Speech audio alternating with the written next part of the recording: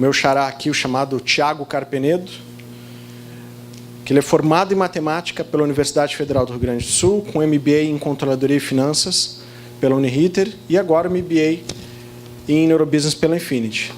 Ele também é neurocoach e tem neurocoach com, como eu posso dizer, com uma sede, porque ele com poucos meses já fez 10 processos e já está indo para 20 em menos de 6 meses de formação de neurocoach. Ele levou a sério essa missão de transformar a vida dos outros e tem usado essas ferramentas para isso. E aí ele vai contar uma história bem legal hoje. Deixa eu ver o que mais. Tem focado em estudos de neuroliderança. Também atua no segmento bancário há 10 anos. E aí é professor e palestrante também. A palestra dele chama-se Propósito, uma chave para alta performance. Tiagão, vem cá.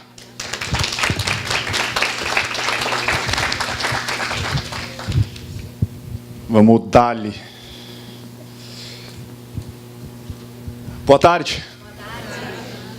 Propósito, uma chave para alta performance. Mágica. No Brasil, os empresários têm investido, mesmo que timidamente, em alta tecnologia para melhorar a experiência de consumo dos seus clientes, com o objetivo de aumentar receitas e a sua competitividade. Porém, o que se observa é que seus funcionários têm apresentado baixos níveis de produtividade. Verifica-se que eles estão desmotivados, que eles estão com pouca efetividade e estão trabalhando em ambientes hostis, onde o resultado é a sua única opção. Para muitos empresários, o lucro é o propósito da corporação. Lógico, é o que faz pagar os salários, é o que traz as bonificações, dentre outros benefícios, e é o que justifica a operação. Porém, o que de fato se observa é que esse objetivo tem sido muito penoso para os protagonistas dessa entrega. O que acontece? Líderes conduzindo suas equipes estão apenas preocupados com essa necessidade, um modelo que é extremamente caro para as empresas. Este padrão de pensamento muitas vezes desconsidera o capital humano, conduzindo-os à perda de valor, por estimulá-los a procrastinar, a torná-los pessoas com propensão a doenças e a colocá-los em ambientes onde não há estímulo para criatividade, para proatividade e muito menos para engajamento. O funcionário devia estar na empresa e ter a oportunidade de aprender, e não é o que de fato acontece. Claro, os funcionários também têm uma parcela de culpa nessa situação. Por quê? Porque são eles que escolhem o empregador frente à remuneração. É aí que está a questão. O funcionário não observa que, muitas vezes, acerca dessa necessidade monetária, começa a pegar fogo, começa a adoecer. Até que um dia, no velório, um familiar dele levanta a mão. Cara, ele não sabia que ia acontecer isso? Na verdade, era apenas o cérebro dele tentando sobreviver. De um modo simples, não tem como a gente saber o que acontece na mente de uma pessoa. Trata-se de um processo interno, físico-químico, onde de 5 a 15% das decisões são conscientes e de 85 a 95% são em níveis inconscientes. Não tem como saber. Pedro Camargo traz que o cérebro é dividido em cérebro reptiliano, onde guia os nossos instintos de sobrevivência e reprodução, o sistema límbico, que é onde acontecem as emoções, e o neocórtex, onde temos o córtex pré-frontal, que justifica habitualmente as nossas emoções. Imagine nesse cenário, no período das pedras, onde haviam grandes predadores. Como se salvar com a tecnologia desse período? Como muitos colegas já trouxeram, o cérebro consome de 20 a 25% da energia corporal em um dia. Assim, automatizar os processos é a solução para sobreviver. Se nós tivéssemos que pensar para toda situação, para tentar fugir de um grande predador, hoje nós não estaríamos aqui para contar essa história. Bom, como que a gente sobrevive? Os colegas já trouxeram muito bem, e eu vou ratificar para lembrá-los. O corpo libera o hormônio cortisol. O que o boneco faz? Mais ou menos assim. Ele coloca a pessoa em visão de túnel para ficar ultra focado. Ele aumenta o diálogo interno frente ao externo para não haver dispersão. Ele aumenta os batimentos cardíacos, a pressão arterial, para o sangue circular em todo o corpo com velocidade. Ele corta a insulina para aumentar as taxas de açúcar e preparar a musculatura para contrair e dilatar com mais velocidade. Para quê? Para ficarmos prontos para a guerra. Luta ou fuga. Acreditem, essa é a mesma coisa que acontece quando estamos em ambientes hostis, no mercado de trabalho ou em ambientes familiares. E qual é o problema disso? Que em grandes quantidades e em situações de continuidade, isso pode causar sérios problemas à nossa saúde. Esse instinto, ele é tão forte que ele faz ignorar os nossos preceitos mais primitivos, que é a condição de ser, simplesmente para achar caminhos para ter. Dessa forma, verifica-se que as práticas do ser humano fazem com que tanto o funcionário quanto os seus líderes trabalhem em ambientes extremamente estressantes, onde desenvolvem doenças psicossomáticas, trazem prejuízos de milhões e milhões para a economia e faz o ser humano ser estimulado, o empolga para criar artifícios para se substituir no mercado. Isso acontece... Isso acontece principalmente porque o ser humano tem na sua essência o egoísmo. E não é uma informação teórica. Olha como se desenvolve. A revista Galileu trouxe, em janeiro de 2017, que o cansaço e a pressão do trabalho desenvolve a doença do burnout, que é a síndrome do esgotamento profissional, e que isso atinge 30% dos trabalhadores brasileiros. Também traz na reportagem que essa doença, e só em 2010, no Brasil, representou prejuízos de 3,5% do PIB brasileiro. Já a revista Valor Econômico, abril deste ano, trouxe que as doenças acerca do trabalho por causa da mente já é a terceira maior causa de afastamento de trabalhadores no Brasil. À época, Negócios, em fevereiro de 2017, colocou que a depressão afastou, no período de 2016, 75 mil pessoas, e que isso representou 113 milhões aos cofres públicos. Trouxe mais dados. Opa, volta aí. Será a doença que mais incapacitará pessoas até 2020 e representará em prejuízos aproximadamente $1 trilhão por ano. Pode piorar? Pode. Esse ano, março, o professor de Stanford, Jeffrey, publicou em um dos seus estudos que as empresas nos Estados Unidos gastam cerca de $300 bilhões por ano para cuidar de doenças mentais dos seus funcionários, das suas empresas. E que já no estudo mostrando que é a quinta doença que mais mata nos Estados Unidos. Saibam que é um modelo que se usa no mundo afora. A revista Exame, de outubro do ano passado, trouxe um cenário pessimista, mostrando que as empresas estão cortando postos de trabalho e substituindo a mão de obra por mão de obra mais barata e menos qualificada. Apresentou que o turnover em 2016, indicador de rotatividade de funcionários, no Brasil foi de 40%. É bastante. Eu tenho um cliente, na verdade eu tenho vários, mas um deles em especial teve um problema de fraude. Liguei para ele, avisei da situação, e o filho dele atendeu informando que ele teve AVC. Esse cliente que teve o AVC é uma pessoa extremamente proativa, mas não leiam como se só isso fosse bom. É uma pessoa que entrava no banco gritando, xingando os funcionários, os terceirizados, que trabalhava 24 horas e dizia que precisava de mais 15 para a conta fechar. O cara tá louco. Fui na casa dele, levei os documentos. Fui lá, fui pegar a assinatura. Quando a esposa dele abriu a porta, eu vi a pior cena do mundo. Uma pessoa com AVC, não sei se vocês já viram, mas não é legal. Ele tinha o rosto caído, o olho vermelho, ele falava com as mãos tremendo. Cara, não é legal. Não é legal. Eu sentei, entreguei o documento para pegar a assinatura, com que ele conseguia assinar, para validar o processo. Eu tive que perguntar para ele, cara, valeu a pena isso? Ele encheu os olhos de lágrima. Nunca vale a pena. E isso, nós temos que ficar alerta, porque se estamos conduzindo vidas desse tipo, nós temos que mudar os nossos padrões de pensamento de modo a ajustar e nos aproximar de pessoas e assuntos que afinizam com o nosso interesse, pois dessa forma vamos tentar buscar o que de fato nos traz valor no que nós precisamos ser. Olhem essa foto.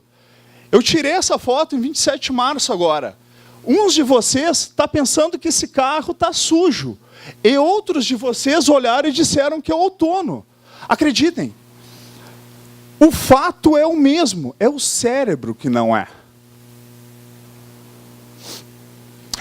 Esses acontecimentos têm chamado a atenção dos gestores das grandes corporações. Uns se incomodam mais e outros tentam viabilizar novas soluções. A revista Galileu apontou, em novembro de 2016, que os funcionários estão preocupados com a perda dos seus postos de trabalho e culpam a inovação por isso. Alguns futuristas trazem que é condição necessária ter parcimônia no incremento de nova tecnologia frente à mão de obra humana, para que não aconteça o momento em que elas tomem as decisões frente às necessidades do homem. Um parênteses aqui. Pensem comigo. Se todos os processos no cérebro acontecessem de modo racional, seria a condição necessária para funcionar 4 usinas de Itaipu para um cérebro por hora. Cara, a gente não está perdendo emprego. Está tudo certo. Vai dar tudo certo. E isso, ratifico, acontece porque temos na necessidade de ser que não é atingida, a necessidade de ter. Ter e ter. Como acontece isso? Imaginem, lembre daquele patrimônio que vocês queriam comprar, que tanto desejavam. E depois de adquirido, vocês ficaram com aquela sensação de vazio e que sem graça. Pois é. Pedro Camargo explica que isso acontece porque o prazer está na expectativa de adquirir. Quando o cérebro libera a dopamina, que é o neurotransmissor da recompensa e do prazer, fazendo com que o corpo tenha manutenção e a sensação de bem-estar. Mas eu posso criar uma nova situação. Não percebem que políticos, quando roubam milhões? E pior, na corrida, insanamente vocês se perguntam, por que ele rouba tanto? Como se roubar pudesse em pequenas quantidades. Na verdade, pelo fato do cérebro ter que consumir muita energia e precisar sobreviver, roubar torna-se uma opção. Imagina, tu ganha muito e trabalha pouco. Pensem, os 30 centavos da tia do Zafre, que ela errou na hora de dar um troco para vocês, e que vocês ficaram, é exatamente a mesma coisa que os políticos fazem. Vocês conseguem entender? É o cérebro reagindo ao ambiente para permear por muitos anos. Bom, vou contar uma das minhas histórias, e não é de festa. Eu sou bancário, trabalho numa instituição de abrangência nacional e tenho uma grande equipe. 2 pessoas, o seu concurseiro e o senhor retaguarda. Quando eu cheguei na agência, na unidade, eu tinha a missão de fazê-los produzir. Para muitos, era algo praticamente impossível frente à perspectiva que cada um sinalizava. O senhor concurseiro, ele era um cara desmotivado quando eu cheguei na agência. Ele tem 47 anos. O cara é muito legal, ele só não está sabendo disso. Ele é uma pessoa que se engaja para as coisas que tu coloca para ele de modo a dar significado. Por sinal, comprou até um violão, porque eu gosto de música. E ele também gostava. Já o nosso amigo, o senhor retaguarda, tem 55 anos. Ele é um cara que sempre foi de área meio, retaguarda de banco. E a priori está em final de carreira. Ele chegou no início do semestre de 2018. E sabe qual é a conta? Segmento de empresas é complexo. Precisa tempo, anos para aprender. Eu disse para ele que dava para fazer em um semestre, só que ia doer pra caramba o aprendizado dele. Bom, O primeiro semestre de 2018 foi o meu pior semestre em instituições financeiras. Eu fiquei em 28º de 34. Em maio desse ano, eu iniciei o meu MBA em Neurobusiness na Infinity. Foi a melhor coisa que eu fiz. Coloquei já com as 2, 3 primeiras aulas que eu já tinha vivenciado ali, em prática, e transformei a execução e o meu comportamento frente a eles. O segundo semestre, utilizando-se dos conceitos de reconhecimento, pertencimento, cronotipo e mindset profile, os resultados foram absurdos. Julho 10º, agosto 9º, setembro 7º, outubro 3º, novembro 5º e dezembro 8º. Cara, comemoramos todos os meses. É politicamente correto. Corta ali. Comemoramos todos os meses, vibramos por tudo. Por tudo. E quando haviam erros, haviam problemas, nós nos juntávamos equipes, ajustávamos a máquina e tocava o baile. Não tem nada de errado. Em outubro, o senhor retaguarda teve um problema de saúde, infecção bacteriana. E mesmo assim, a obra foi entregue com sustentação. Sabe que o mais curioso disso é que o senhor retaguarda tinha dificuldade de querer se afastar por causa da doença, porque ele dizia que ser reconhecido é melhor do que ficar doente e enfermo. Cara, mas é aí a nossa responsabilidade de dizer que ficar doente não tem nada de errado, porque não tem. O corpo dele deu sinais que precisava se recuperar e nós vamos ali ajustar a ficha para ele dizer, cara, volta 1000% que nós estamos contando contigo. E foi isso que ele fez. Entregamos esse resultado e fomos reconhecidos por isso. Essa é a parte importante. Temos que valorizar as pessoas que estão com a gente. Temos que mostrar para eles que o que eles fazem tem significado e que aquilo, de alguma forma, tem a assinatura dele na obra. Qual é o ser humano que não gosta de ter ali escrito, fui eu que fiz o banner do Neurobusiness. Todos queriam, dentro dos seus campos semânticos de estudo ou de atuação. Nós somos assim. Precisamos enxergar que somos autores de alguma obra. E o cérebro só libera energia se for assim. E principalmente se isso for levar a sobreviver, né? Então imagine o seguinte, essa minha equipe, de vizinho no rádio corredor, isso é caótico, mas é mais ou menos assim, que a soma das forças de trabalho deles não dava meio funcionário. Meio funcionário. O que pega? São pessoas que trabalham com pessoas, que negociam com pessoas e não entendem nada de pessoas. E é normal. E não tem nada de errado nisso. Errado é agora a gente saber dessa informação, saber que isso acontece e ser passivo a isso. Aqui nós temos um problema. Bom, na comemoração de fevereiro desse ano, o senhor retaguarda, que é formado em recursos humanos, ele comentou que estava muito feliz de trabalhar comigo, porque ele nunca tinha visto alguém fazer gestão de pessoas. Eu nem sabia que estava fazendo isso. E mais do que isso, ele não sabia que isso dava resultado. Eu disse, cara, na verdade eu só troquei a lógica do processo. Vamos ser felizes que o sucesso vem.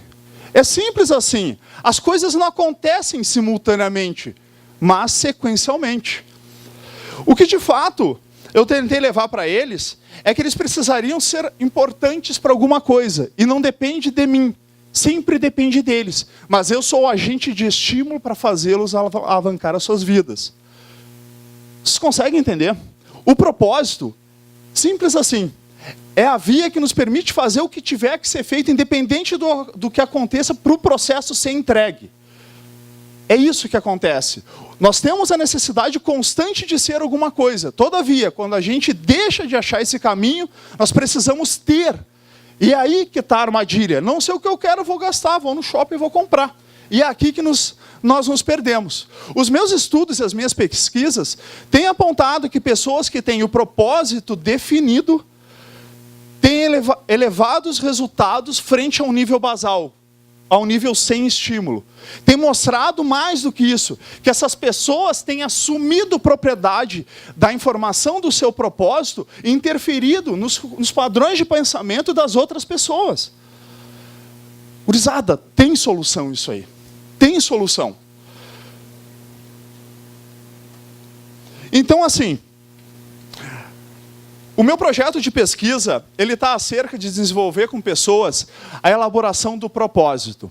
Isso acontece porque eu quero entender como ele interfere nos níveis de produtividade de uma pessoa, que é fato. Eu mensurarei os indicadores de número de peças, assertividade e tempo de execução. Esse é o estímulo externo, porque o que eu quero de verdade enxergar é o que acontece que ele não me diz. O que acontece na mente dele que eu não estou sabendo? Utilizando o equipamento, o Emotive, o EG da Emotive, nós pretendemos verificar os indicadores de interesse, engajamento, estresse, foco, relaxamento e excitação. Em nível basal, sem estímulo. Após, faremos o processo de identificação e estímulo para que ele reconheça o seu propósito, e um período depois, acredito que em um mês, nós refaremos o teste com um novo jogo de Lego, onde será feita nova mensuração. E com esses dados, em nível basal e nível estimulado, nós vamos de fato descobrir se há ou não interferência no estímulo da propósito de vida definido nos níveis de produtividade de uma pessoa. Jim Carrey dizia que queria que todas as pessoas fossem ricas e famosas que nem ele, para descobrirem que, cara, não é aqui a resposta. A validação dos resultados desse trabalho vai colocar em xeque o modus operandi do mercado, ou alguns vão começar a ter pulga. Vai trazer novos patamares de resultado. Vai trazer modelo para nós desenvolvermos dentro das equipes nas empresas e os propósitos de pessoas hoje aqui. E mostrará caminhos para que sejam feitas as nossas práticas hoje e sempre, de modo que a gente sempre atinja a necessidade de ser. Se vocês curtiram, 30 de dezembro eu mostro o que aconteceu. Pode ser? Valeu, abraço!